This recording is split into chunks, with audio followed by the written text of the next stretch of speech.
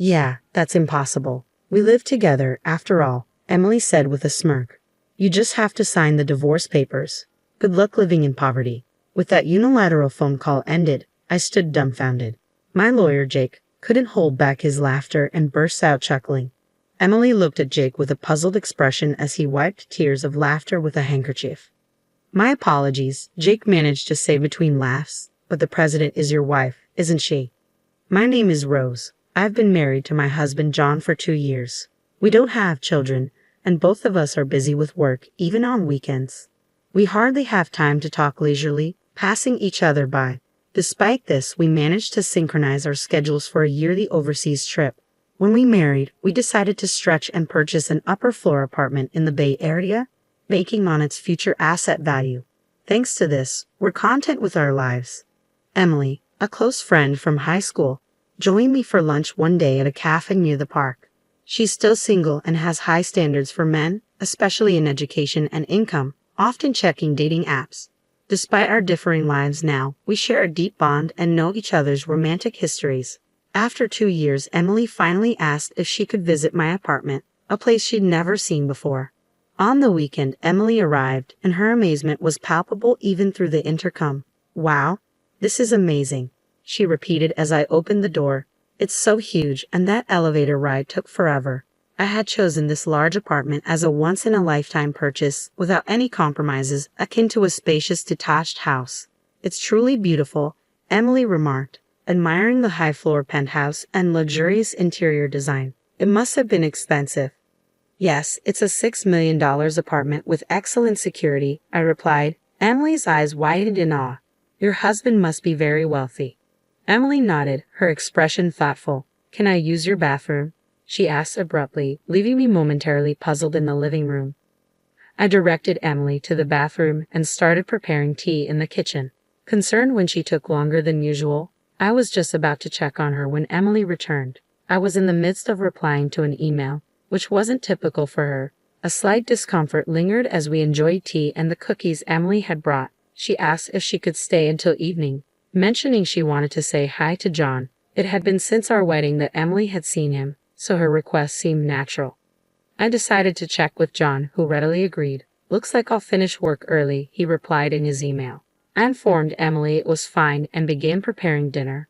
While I cooked, Emily fiddled with her smartphone before heading back to the bathroom. Unaware of the time passing, I eventually noticed her absence. When Emily returned, I noticed she was wearing a familiar necklace. On closer inspection, I realized it was mine. As I stared at the necklace, Emily flashed an embarrassed smile. How do I look? Does it suit me? She asked, striking a playful pose. Taken aback, I began to express my surprise, but Emily quickly laughed it off. Oh no, I'm just joking. I happened to find it and thought it was cute. It must be very expensive, she continued, almost childlike in her excuse. It's not only costly but also has a premium value. I couldn't help but mention, that's a gift from John. Emily sighed in admiration. Wow, that's impressive to be able to afford something like this. However, the necklace had been stored in our bedroom closet. It dawned on me that Emily, under the guise of using the bathroom, must have ventured into our bedroom and peeked into the closet. I couldn't believe such behavior, but chose not to criticize Emily, feeling it wasn't the right moment. I emphasized the necklace's importance, and seeing that I wasn't criticizing her, Emily started proposing something outrageous. Can I borrow this necklace for a while? I'm meeting a doctor I got to know through a dating app soon, and I want to wear it, she pleaded, clasping her hands together as if praying. Though I felt uneasy about refusing, I reluctantly agreed to lend it. Okay, but please take good care of it. As I said earlier, it's a gift from John. As soon as Emily knew she could borrow it, she started smiling and gently caressing the necklace. It seemed my words didn't quite get through to her. After finishing some preliminary cooking preparations, I pretended to go to the bathroom but actually went to check the bedroom. As expected, the closet and bedside chests weren't properly closed. Emily must have opened every drawer and door. There were fingerprints on my jewelry, watches, and precious metals. Emily had touched them, but apparently borrowing them didn't cross her mind. Some shoes looked like they had been forcibly worn, their heels deformed. This was clearly going too far. I returned to the living room and confronted Emily. You touched various things in the bedroom, didn't you? The shoes are deformed, and there are fingerprints on the watch. Instead of becoming contrite, Emily puffed her cheeks slightly. Please stop going through my stuff, she replied, returning to her usual expression and apologizing with a sorry. Not wanting to damage our friendship over this, I decided to let it go with a light laugh. Just then, John arrived home, holding a box of cake. It was the first time John and Emily had met since our wedding. Initially awkward, they gradually warmed up to each other, and dinner became lively. By the time we enjoyed the cake John had brought, he and Emily were chatting like old friends. While I cleared the dishes and washed up, they laughed together amiably. Isn't my boss terrible? I wish I had a boss like you, John said with a grin, his eyes crinkling at the corners. Ha ha ha, he chuckled. Emily's casual touches towards John bothered me, but I reasoned it was better than them being distant. Looking back, I realized I was naively thinking that way. After all, John wasn't Emily's type. About a month after Emily's visit, John's behavior began to change. He started spending more time on his smartphone, something he hadn't done much before. During our conversations, John often seemed distracted, asking me to repeat myself several times. His smartphone was always within reach, even in the toilet or bathroom. The change was obvious, and I began to feel like a cheated wife. I briefly considered checking John's phone, but hesitated to invade his privacy. Conversations between us at home dwindled, and John started working excessively on weekends, something rare before. Originally, we barely saw each other on weekdays, and now weekends felt the same, almost like living separately. To make matters worse, John and I began sleeping in separate rooms under the pretext of being tired. As thoughts of divorce or separation lingered vaguely in my mind, I stumbled upon divorce papers on the living room table one day. Upon closer inspection, I noticed John had already signed them. Shaken by the reality of the situation, despite having considered it a possibility, I called John with trembling hands. Just got home and found divorce papers on the table. What does this mean? I asked, my voice quivering. It means just that. I want to divorce you, John replied bluntly. Wanting to understand, I pressed John for an explanation. According to him, I've found someone. I love you. This isn't just an affair. I'm serious about it. John's words sounded like a fantasy, but it was nothing more than an affair. Then I heard a familiar female voice over the phone. It was Emily's voice. As I had suspected, it confirmed my fears. I'm dating John, and I'm thinking about marrying him. Emily's voice over the phone quickened my heartbeat and brought on an unpleasant sweat. Although I had suspected it, having it confirmed like this was unsettling. When I met John at your house, it was love at first sight, Emily continued casually. We exchanged contact information and started messaging. Gradually, it led to, Emily's manner of speaking had become crude. Maybe this was her true nature. John says there's nothing left to talk about. Can you just sign the divorce papers and send them off quickly? I want to move forward, Emily demanded. Tell John to come back home. Yeah, that's impossible. We're living together. You just have to sign the divorce papers. Good luck going back to living in poverty, I replied before ending the call. I stood dumbfounded for a while, holding the phone after the one-sided conversation ended. Many sleepless nights followed. John didn't come back home, and I couldn't bring myself to touch the divorce papers left on the living room table. They just sat there, untouched. Moreover, Emily sent me several photos of her and John together, flaunting their relationship. It was clear they were close, but I couldn't understand why they were treating me like this. My mental health deteriorated. I looked pale and sometimes felt vacant even during the day. Concerned friends suggested I see a therapist, and I reluctantly started taking medication, which helped me regain some peace and improved my sleep. I managed to go to work, but then an unbelievable incident occurred. When I returned home from the hospital, something felt off inside the room. When I checked the bedroom closet, bags and jewelry were missing. The count of jewelry and watches in the chest was off too. There was only one person who could do this. Why would she go this far? What had I ever done to deserve this? My insomnia returned, and I spent my days dazed and sleepless. During counseling at therapy, I mentioned the theft at home, and they strongly advised me to consult a lawyer. I contacted the company's lawyer, Jake, and arranged a meeting. The first thing Jake asked during our meeting was, "What would you like to do?" "I'll get a divorce. I want those two to face proper consequences," I answered immediately. I was surprised at myself. Just a short while ago, I was wondering what to do. It came out so easily from my mouth.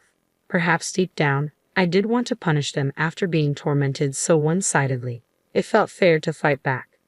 A week later, I received a call from Emily. I had sent her a certified mail. "Hey, what are you thinking? Sending a certified mail to my office?" Emily sounded furious, her voice filled with rage. "You should have expected at least this much for what you've done. Anyway, I've left everything to my lawyer now." I hung up the phone. Emily tried calling several times after that, but I ignored all her calls. Then, I received a call from John.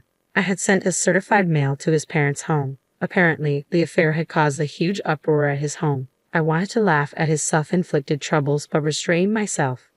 Not feeling satisfied with just leaving it to Jake, I decided to meet them. I wanted to confront them thoroughly. Jake arranged a meeting at his office a few days later. They reluctantly showed up at Jake's office. I expected them to bring their own lawyer, but they came alone. Emily burst through the office door roughly, John following, looking uncomfortable. "Finally, I get to meet you, you coward." Emily didn't hide her indignation, but John stepped forward to try and stop her. "Because of you always running away, our wedding keeps getting delayed." Emily seemed ready to throw her bag at me any moment, while John struggled to hold her back. I watched them with a pitiable feeling. Jake nodded at me slightly. "Please stay calm. Any violence or abusive language will result in immediate police notification." Emily stiffened at the mention of the police, and with Jake's intervention, both Emily and John calmed down and took their seats across the office table. The discussion began. "John, you were seeking a divorce, correct?" Jake started. Emily sat arrogantly while John slouched, looking diminished. "We agree to the divorce. However, given the affair, we will claim damages. Do you have any objections?" John's face clouded over. "I'll agree to the divorce. Just don't contact us after paying the compensation." I quietly nodded in agreement. Emily looked displeased, perhaps expecting more resistance from me. As Jake started discussing the alimony amount, Emily snapped. "I said any amount is fine. We have more money than we know what to do with." She crossed her arms arrogantly. Jake looked at her with interest. "Oh yes, don't you know? John is the president of a jewelry company with an annual turnover of $67.6 million. John looked up, flustered, and tried to restrain Emily's arm. Her face flushed with excitement as she continued. "Damages for an affair are nothing to us. I'll even give you a fair share of the property." John desperately tried to calm Emily, but she shook off his hand and kept talking. "Your salary must be barely enough to live on, right?" Emily laughed. Jake couldn't contain his laughter and burst out laughing. Emily looked at Jake with a puzzled expression as he wiped tears with a handkerchief. "The president is actually this lady right here," Jake managed to say between laughs. Emily, unable to comprehend, gaped open-mouthed. John hung his head, his body trembling slightly. "John is just an employee without any title at the company. I am Rose's company's legal counsel," Jake asserted. Upon hearing this, Emily burst into laughter. "What are you talking about? Are you really a lawyer? Is it okay for lawyers to lie?" she taunted. Jake replied calmly, "Why not ask J.N. himself whether what I said is true or not?" J.N., meanwhile, was biting his lip, looking down. Emily, perhaps feeling uneasy, grabbed John's arms and started shaking him. "You said you were the president of a jewelry company with a turnover of $. Emily began, her grip tightening on John's arms as she became more frantic. "Answer me, it's not a lie, right?" In a faint, hoarse voice, J.N. whispered, "I'm sorry." The room fell into a deep silence at his admission. Emily's hands, which had been gripping John tightly, fell limply. "You said you were the president," Emily murmured to herself in disbelief. J.N.'s single apology plunged Emily into despair. Trembling, she stood up abruptly. "This is all a lie. There's no way you're the president." Emily accused me, pointing a finger. "Why didn't I know about this? After all, we shared everything. Just because we're best friends doesn't mean I share everything, especially with you. We're so obsessed with money." I replied calmly, meeting Emily's gaze directly without averting my eyes. Emily slumped down as if all her strength had left her. "Then what about that house?" she asked weakly.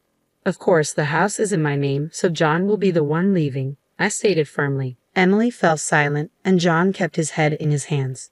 "John probably didn't want to come here. He knew this would happen," I continued evenly. "But not coming would have been worse. Whether he came or not, this was inevitable." "Now," Jake interjected, "let's begin to disclose the evidence." I had gathered the photos first, John and Emily together, the ones she had sent to my phone. Jake placed an IC recorder on the table and played the recorded conversation. Why would you send me something like this? I was just sharing a bit of our happiness with you. Emily's voice played through the recorder. John seemed to be holding back tears. Are you still clinging to him? I just want the divorce done quickly. I know what you're clinging to, John's income. He's the president of a jewelry company with a turnover of $67.6 million, right? You hid it because you thought I might take it, right? Emily's voice was laced with accusation. Emily, embarrassed, covered her face with her hands. Hurry up and divorce. Leave that tower, man. It'll soon be mine. Too bad J.N. didn't come back. I'll give you as much alimony as you want, you poor thing. Your aim was not John but his money. I'm speechless at how John was deceived by that. John looked down, tears staining his pants. Emily and John fell silent. Do you really think this is the end? What else could there be? Jake's calm demeanor brought a sense of relief. John looked surprised. It seemed he didn't know anything about it. Hey, what's this about stealing? John asked, confused. Emily bit her lower lip and trembled. No, it wasn't me. I don't know anything about it. Jake placed an iPad on the table and played a video. The footage showed Emily sneaking into the bedroom, taking bags, jewelry, and other expensive items, stuffing them into her bag. Emily stared wide-eyed at the video. What's this? Why did you film this? Isn't this an invasion of privacy? Emily protested. John covered his face with his hands and sighed. Our house has surveillance cameras installed. Why didn't you tell me that earlier? I never thought you'd come to steal. This foolish exchange is giving me a headache, I added, feeling exasperated. And you used my keys without permission. I wanted them. Besides, it's your fault for not buying them for me. The two started arguing, ignoring Jake and me, leaving us dumbfounded. Please save the argument for later. Regarding this theft, we will file a report with the police, Jake interjected calmly. The police? Isn't that a bit much? I just borrowed my friend's things. I never said anything about lending those items to you, I replied calmly. Besides, you're not a friend or anything like that, you were just a classmate. So, I will be filing a police report. Emily's attitude shifted to resignation. Don't say that. I'll compensate, I promise. Just please no police. She began to kneel and apologize.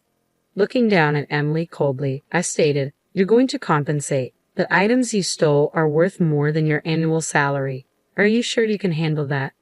Emily was speechless. And that's not even including the damages, I added. Emily turned to John pleadingly, tears in her voice. Hey, you'll pay for me, right? Even if you're not a president, you make money. John nodded silently. He can't pay for you. He's about to be fired, I said bluntly. John looked shocked and turned his face towards me. Indeed, John hasn't been to work since leaving the house. Plus, with this commotion, there have been complaints from his superiors. But what about the property division? I'll pay with that, Emily interjected. That's not possible, Jake interjected.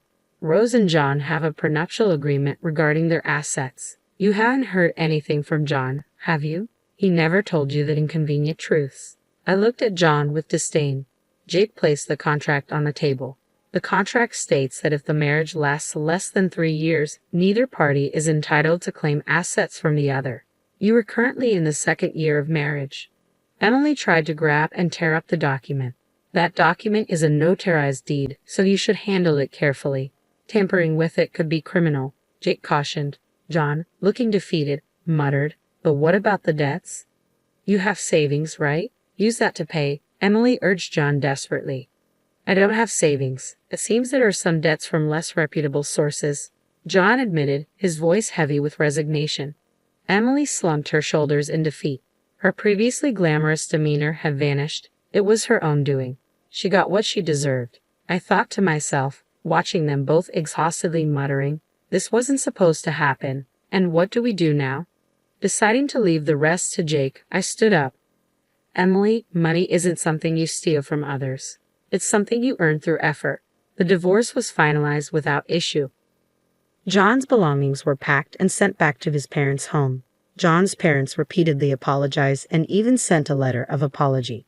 Emily was investigated by the police for illegal entry and theft. My filing of the police report led to an investigation, and Emily was arrested after admitting to her crimes. Half of the stolen items had been sold, but the rest were returned. Despite the severity, her expression of remorse and willingness to compensate suggested a suspended sentence. However, Emily had other crimes. She was found to have been stealing from men she met through a dating app. This led to a likely prison sentence. Emily's overreaction to the mention of the police and crime now made sense. John, unable to live in Emily's apartment, moved to an old apartment in the suburbs. He struggled to find work due to his unexplained absence and poor work attitude from his previous job, currently making ends meet with day labor. I continued to receive regular updates about their whereabouts from Jake. After the divorce, I focused more on work. Currently, I'm working on expanding our company's jewelry distribution to Europe. The idea came during a long vacation to Europe, a ritual to shake off the bad luck after my divorce. I had the opportunity to connect with the owner of a jewelry shop in France over wine. We hit it off, and he agreed to display my company's jewelry in his shop. The owner, perhaps understanding the pain in my heart for my divorce, is a wonderful man. To be honest, I've been focusing on sales in France because I wanted to see him. It might be mixing business with pleasure, but after all I've been through, I think I deserve this perk.